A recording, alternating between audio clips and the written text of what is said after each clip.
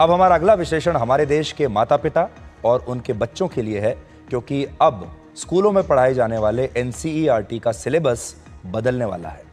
NCERT बच्चों के लिए एक नए तरह का सिलेबस लेकर आई है, जिसमें पहली से लेकर 12वीं कक्षा तक के छात्रों के लिए 7 नए टीचिंग मॉड्यूल्स जोड़े गए हैं। और ये न केवल पढ़ाई को आसान बनाएंगे, बल्कि बच्चों की सोच, उनकी समझ और उनके स्किल्स को भी निखारेंगे।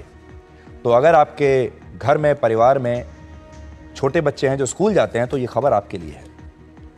तो अब नए सिलेबस में जो पहला मॉड्यूल है वो है डिजिटल इंडिया का, जिसमें छोटे बच्चों को डिजिटल भुगतान करने के बारे में सिखाया जाएगा।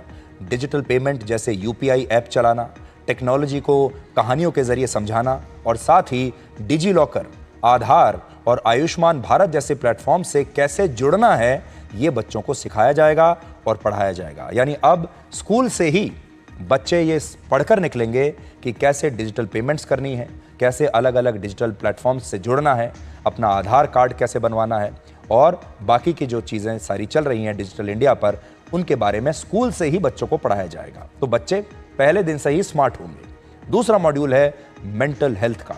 आजकल के बच्चे पढ़ाई और परीक्षा के दबाव से संघर्ष करते हुए कभी कभी निराश हो जाते हैं। आपने भी देखा होगा, आपके घर में भी परीक्षा की बड़ी टेंशन रहती है। लेकिन अब ऐसे बच्चों की मदद की जाएगी और उन्हें नेशनल मेंटल हेल्थ हेल्पलाइन, जिसका नाम है टेली मानस, उसका उपयोग करके उन्हें अपनी भावनाओं पर काबू करना सिखाया जाएगा और उन्हें बताया जाएगा कि जब पढ़ाई करनी है तो पढ़ाई उत्सव की तरह होनी चाहिए। पढ़ाई में टेंशन का, स्ट्रेस का, तनाव की कोई जगह नहीं है। पढ़ाई को एंजॉय कैसे करना है, हंसते खेलते कैसे पढ़ना है, ये बताया जाएगा। इसके बाद जो अगला मॉड्यूल है वो है लोकतंत्र और चुनाव का। लोकतंत्र और चुनाव भी इस पाठ्यक्रम का हिस्सा है। भारत दुनिया का सबसे बड़ा लोकतंत्र कैसे बना, लोकतंत्र क्या होता है, चुनावों को कैसे इतने बड़े लोकतंत्र में सफलतापूर्वक करवाया जाता है, ये सब बच्चों को सिखाया जाएगा, ताकि आगे से जब हमारे देश के लोकतंत्र पर कोई सवाल उठाए तो इन बच्चों को पहले से पता होगा कि उसका जवाब क्या है। इस नए सिलेबस में कोविड के बारे में भी पढ़ाया जाएगा, जिसमें कोविड जैसे आपातकालीन हालात से निपटने के उपाय और सावधानियां सिखाई जाएंगी कि आगे भविष्य में अगर कोविड जैसी स्थिति इस देश में पैदा हो जाए, जो कि बिल्कुल असामान्य स्थिति है, तो ऐसे में क्या करना है, ये बच्चों को स्कूल से ही बताया जाएगा।